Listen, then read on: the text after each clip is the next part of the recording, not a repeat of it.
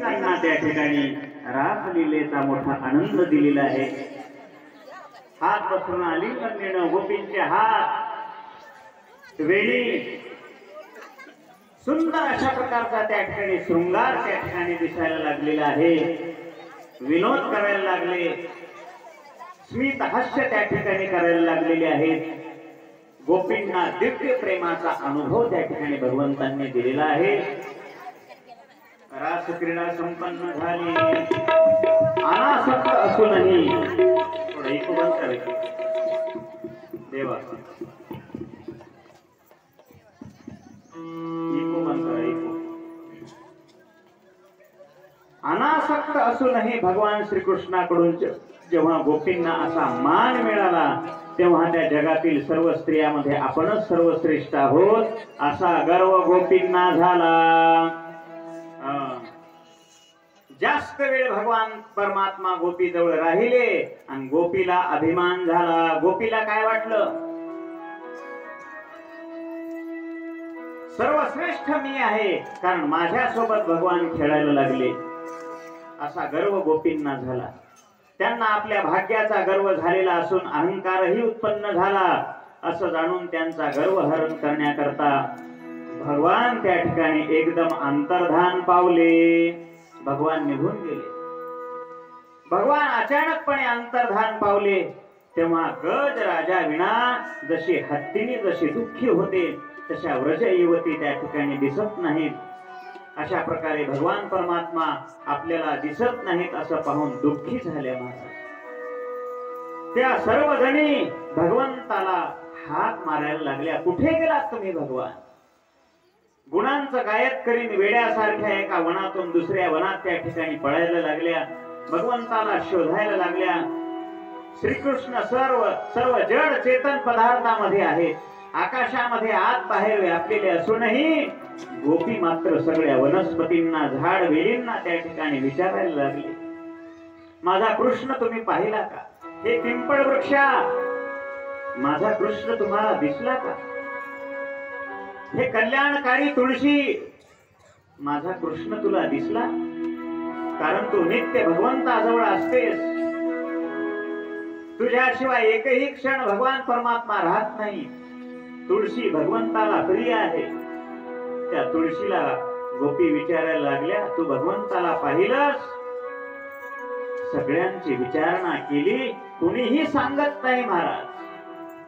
आणि शेवटी त्या दुःखानं व्याकुळ व्रजवती त्या ठिकाणी धारा फिरती पडल्या महाराज, धारा फिरती पडल्या।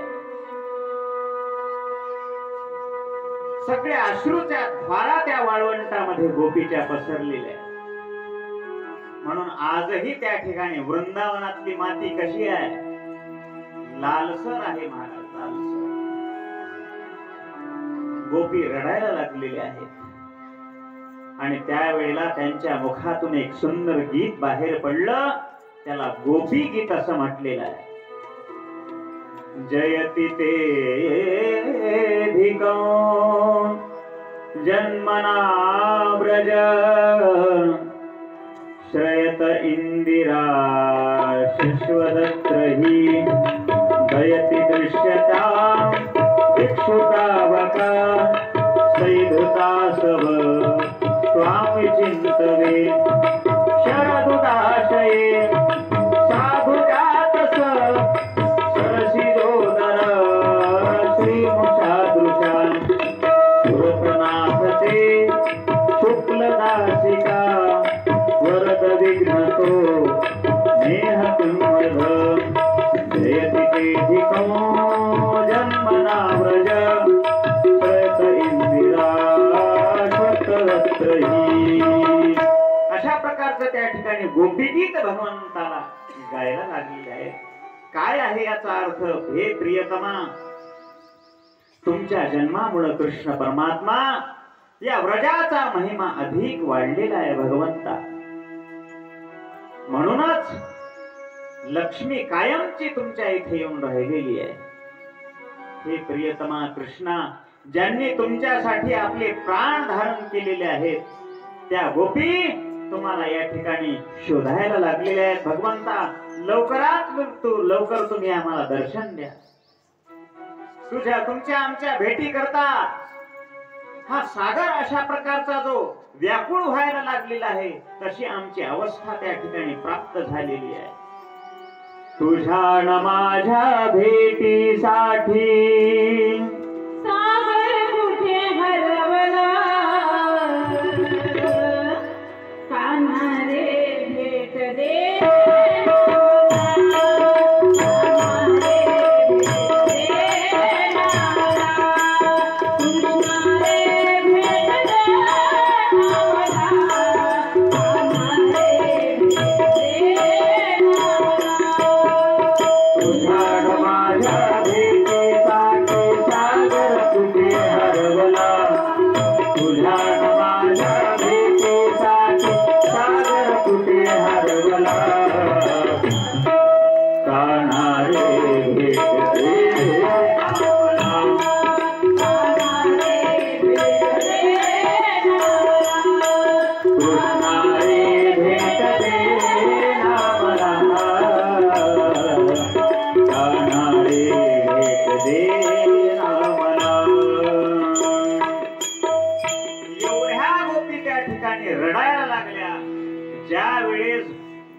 भगवंताला अंतःकरणातून हाक मारतो, त्यावेळेला भगवंताला यावं लागतं की नाही?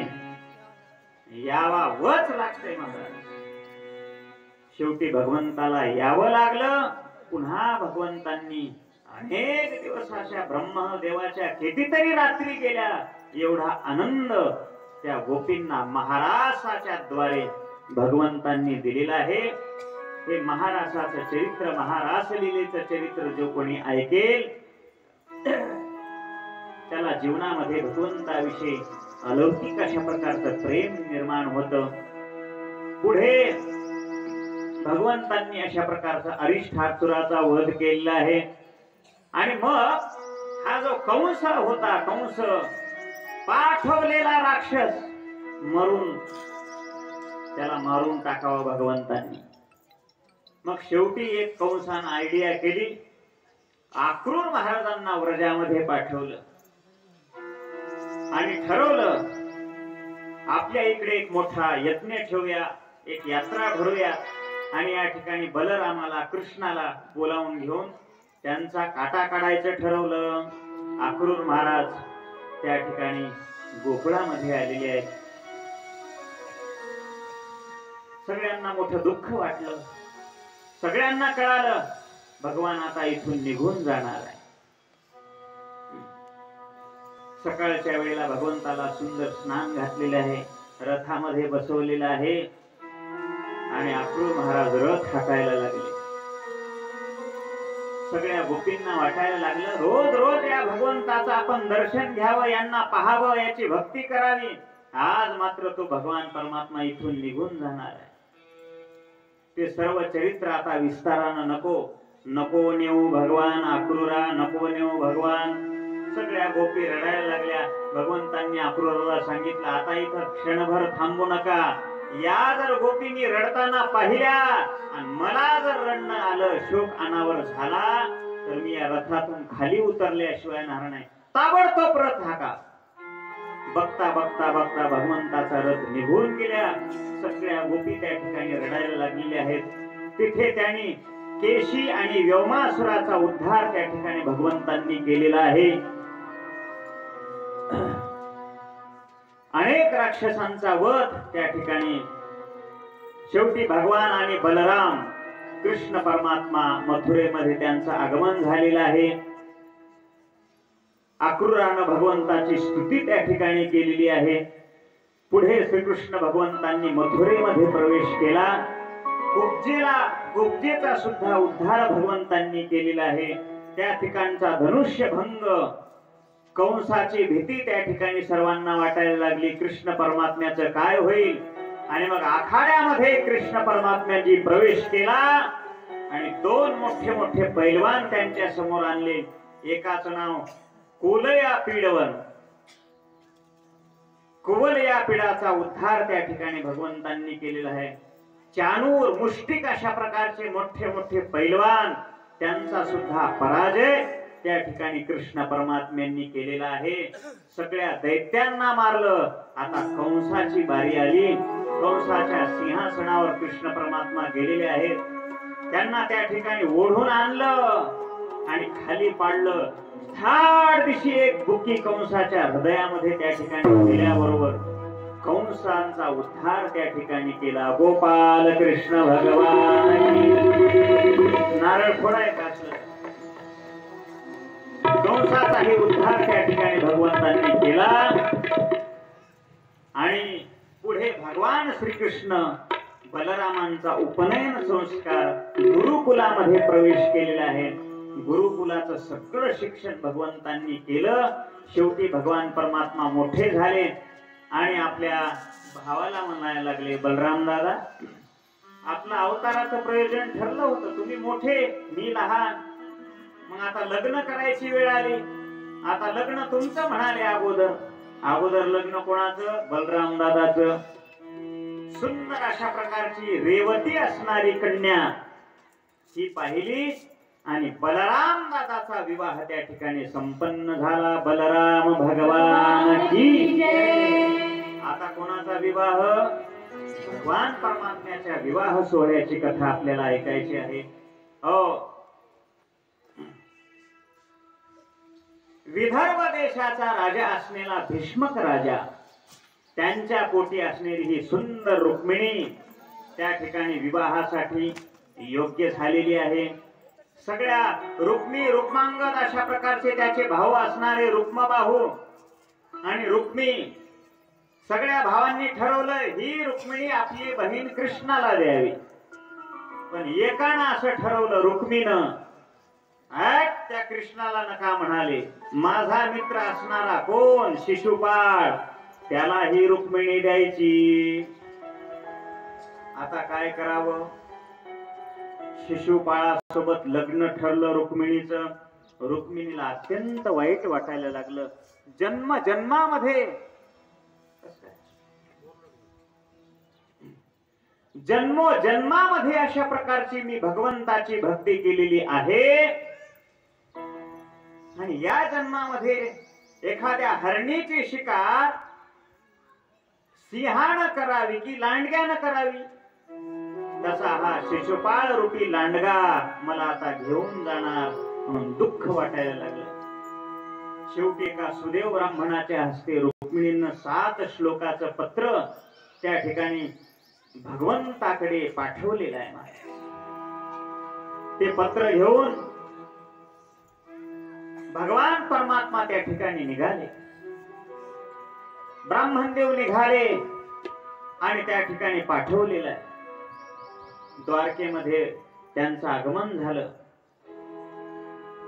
ब्राह्मणदेव आलेल्याचं कळल्यावर भगवंतांनी द्वारकेमधून सिंहासनावर उठलेले आहेत आणि त्यांचं मनोमय अशा प्रकारचं पूजन केलं. महाराज, संत महात्मे ब्राह्मण आपल्या समोर आल्यानंतर त्यांचं दर्शन घ्यावं, पूजा करावी, यथोचित अशा प्रकारचं दर्शन घ्यावं. हे कृष्ण परमात्म्यांनी आपल्याला शिकवण्याकरता सगळं केलेलं आहे. वास्तविक जर पाहिलं, कृष्णं वंदे जगद्गुरुम, सगळं जग कृष्णाच्या पाया पडतं. पण आपल्याला शिकवण्याकरिता भगवंतांनी संत महात्म्याची पूजा केली आणि विचारलं, महाराज कशा करता आलात? सगळं व्यवस्थित चालू आहे ना? त्यावेळेला ब्राह्मणांनी ते पत्र भगवंताच्या हातामध्ये दिलेलं आहे. भगवंतांनी ते हातात घेतलं नाही, त्यांनाच वाचण्याकरता लावलं. काय ते सुंदर पत्र महाता! श्रुत्वान गुणान भुवन सुंदरहा. हे भगवान, तुम्ही सगळ्यामध्ये सुंदर या विश्वाचे मालक आहात आणि माझा विवाह माझ्या भावांनी रुक्मिणीनं त्या शिशुपाळासाठी या ठिकाणी लावलेला आहे. तुम्ही ताबडतोब यावं आणि मला घेऊन जावं. असं ते पत्र 7 श्लोकाचं भगवंतांनी ऐकलं आणि भगवंतानंही रुक्मिणीचे गुण सौंदर्य त्या ठिकाणी येणाऱ्या राजांकडून सगळ्यांकडून ऐकले होते. त्यांच्याही मनामध्ये रुक्मिणी विषयी अत्यंत अशा प्रकारची सद्भावना निर्माण झाली आणि कृष्ण परमात्मा निघाले महाराज. इकडं रुक्मिणी मातेला आता आज हळद लागणार आहे. सगळ्या तिच्या मैत्रिणी तिला सुंदर अशा प्रकारचं नटवलेलं आहे आणि मग त्यांच्या कुलाची रीत होती. त्या लग्नाच्या आदल्या दिवशी भगवती मातेचं दर्शन घ्यायचं. भगवतीच्या मंदिरामध्ये सगळेजण त्या ठिकाणी आलेले आहेत.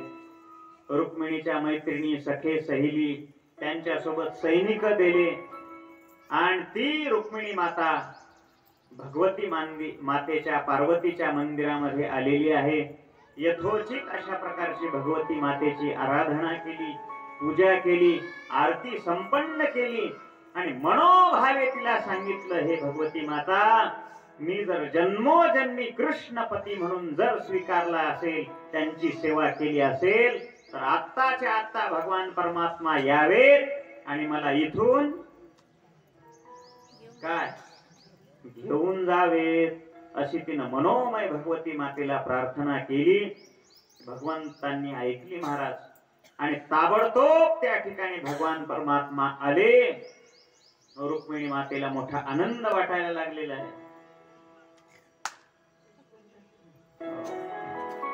आनंद वाटायला लागला सगळ्यांना आणि सगळ्या सैनिकांनी त्या कृष्णाला पाहिलं. भगवान श्री कृष्ण परमात्म्याला जोडा असावा तर असा असावा म्हणले. हे शिशुपाळ कुठं, हा तरुण्य कुठं, हा राजकुमार कुठे.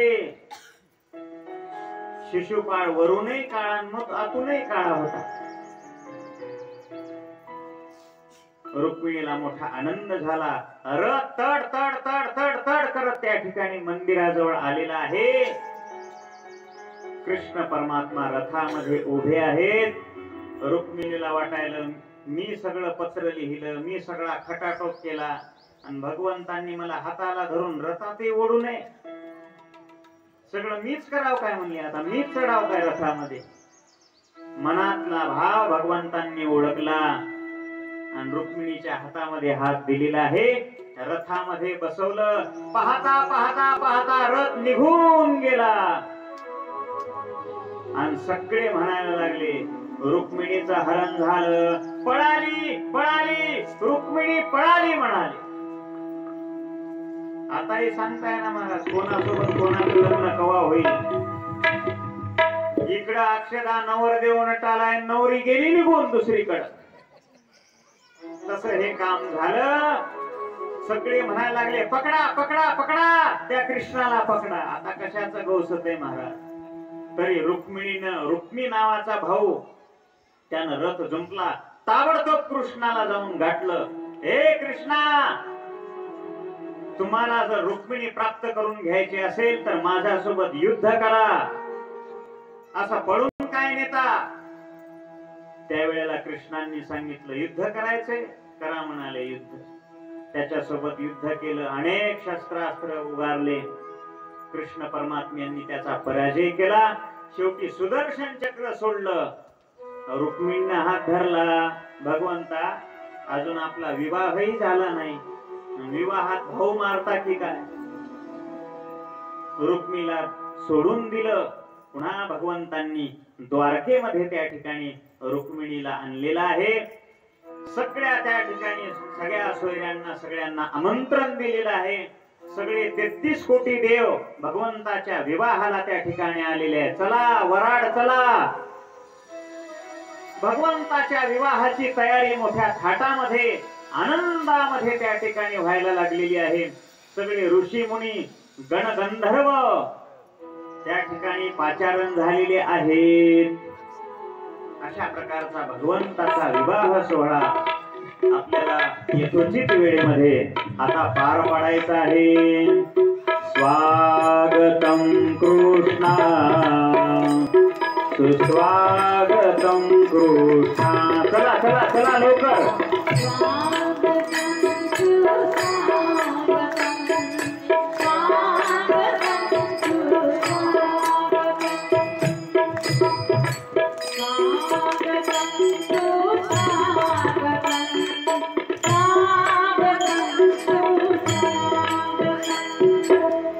स्वागतम कृष्णा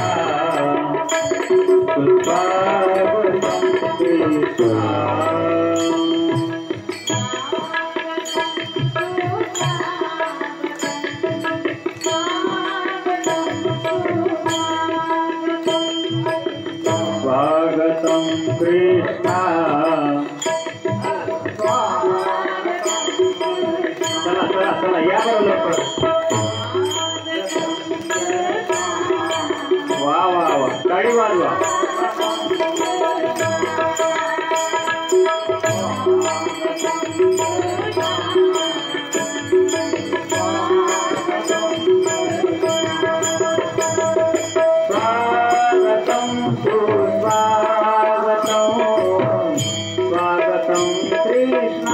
प्रोजेक्ट पावरी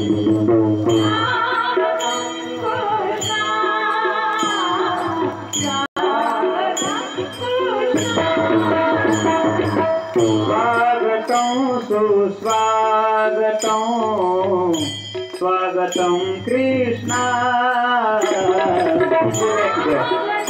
इकडे थोडा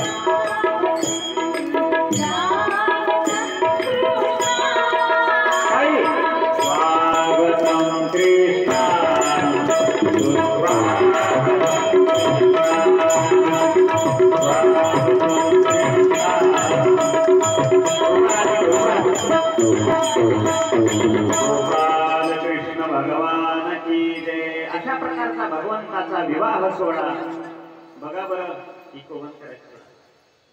बघा आमचे कृष्ण परमात्मा किती सुंदर दिसायला लागले. टाळी वाजवा एकदा कृष्णा करता.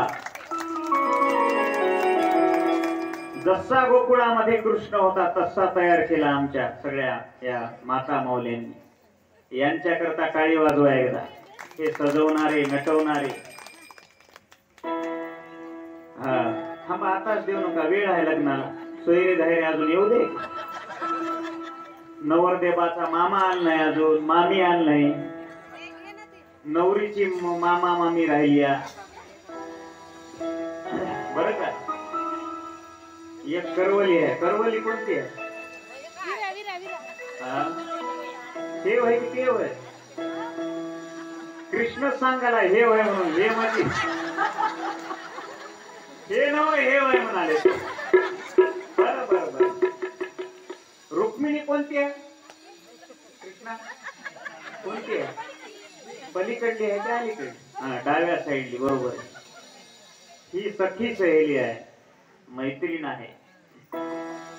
करवली करवली. छान. आमच्या बेटी बचावच्या आमच्या कार्य करणाऱ्या आमच्या आत्याबाई एक 5 मिनिटांमध्ये मार्गदर्शन करा. हा वेळ लावू नका. अक्षदा वाटा सर्वांना जाग्यावरच थोड्या थोड्या उग जास्त नका. 4-4 दाणे. हा 5 मिनिटांमध्ये हा मोजून. या विश्वकर्मा जयंती मला एक थोडासा वेळ दिलेला आहे. बेटी बचाव आणि आपल्या शिवाजी महाराजाचं एक आपण कर्म घेऊया.